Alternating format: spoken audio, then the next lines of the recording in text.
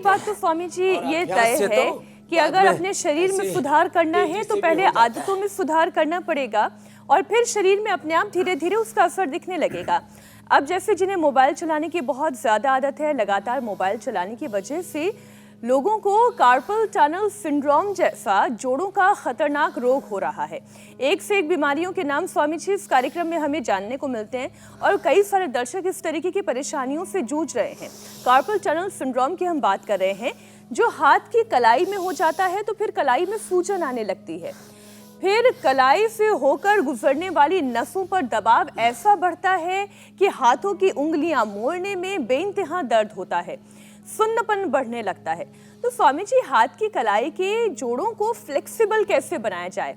है तो छोटी सी कलाई, लेकिन दर्द अगर उठता है तो पूरा शरीर कराह उठता है, और सूजन अगर हो जाए तो फिर इसे कैसे घटाएं?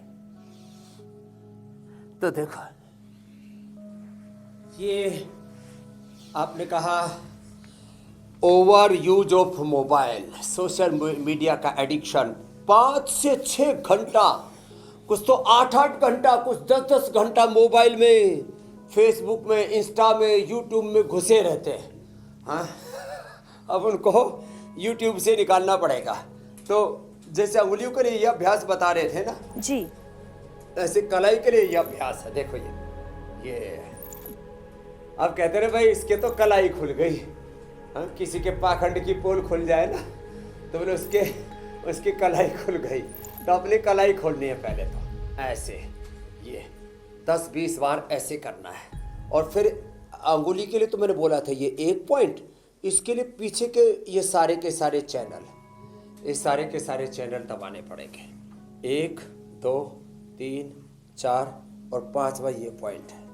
अंगूठे के पीछे से ये ऐसे, ये पॉइंट ऐसे दबाना है, यहाँ से लेकर के और यहाँ तक ऐसे ऐसे ऐसे भी पकड़ के ऐसे। अच्छा स्वामी जी, मुझे एक बात याद आ रही है। बहुत पहले मैंने एक ऐसी महिला को देखा था जिनके इस हिस्से में दर्द उठ गया था।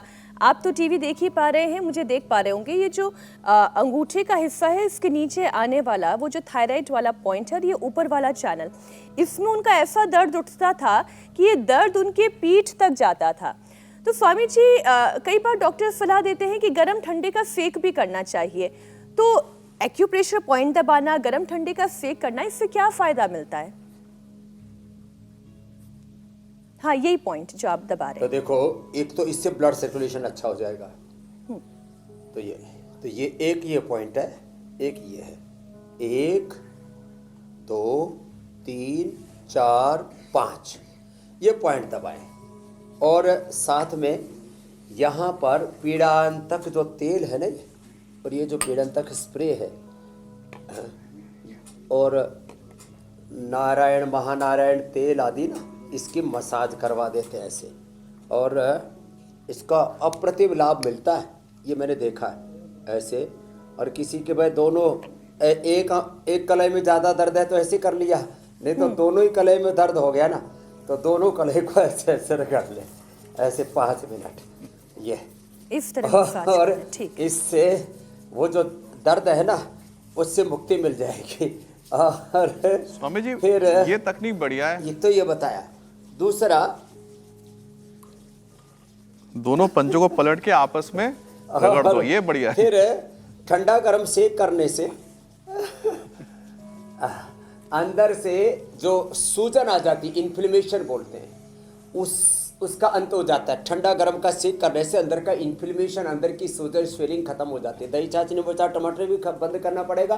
पुनर्नवादि मंडल, पुनर्गिट, चंद्रप्रभा, गोक्षरादि, ये भी अंदर की सूजन को अंदर से खींच करके बाहर निकाल देते हैं। सुबह सुबह गोधन अर्क पिलाते हैं। गोधन अर्क तो अंदर के इन्फ्लेमेशन, टॉक्सिन्स, ऑक्सीडेंट्स, बढ़ा हुआ कोलेस्ट्रॉल, जितने भी विजातीय तत्व बढ़े होते हैं उनको ठीक कर देता है।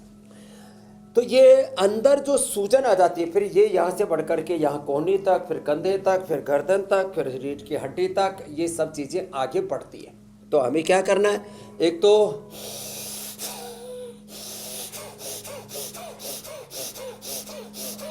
भस्त्रिका, दूसरा कपालभाति, तीसरा अनुलोम विलोम। ये 3 तो प्रमुख प्राणायाम है। और एक पवन मुक्तासन लेट करके और बैठ करके मंडूकासन, ये बड़ा जबरदस्त है। ऐसे जब करते हैं ना और खाली पेट लहसुन दे देते हैं, 3 से 5 कली लहसुन की, थोड़ा लहसुन को गाय के घी में या बटर में थोड़ा रोस्ट करके फिर उसमें गरम गरम में थोड़ा सेंधा नमक मिला करके खा लेते हैं ना, अंदर का सारा वात खत्म हो जाता है। और उपवास भी 3 से 5 दिन का हम करवा देते हैं। देखो, रोगों की 3 अवस्थाएं, सामान्य, मध्यम और बहुत ही एक्यूट हो जाते हैं रोग जी। तो जैसे रोग की अवस्था, पवन मुक्तासन और ये मंडूकासन बहुत ही अप्रतिम है।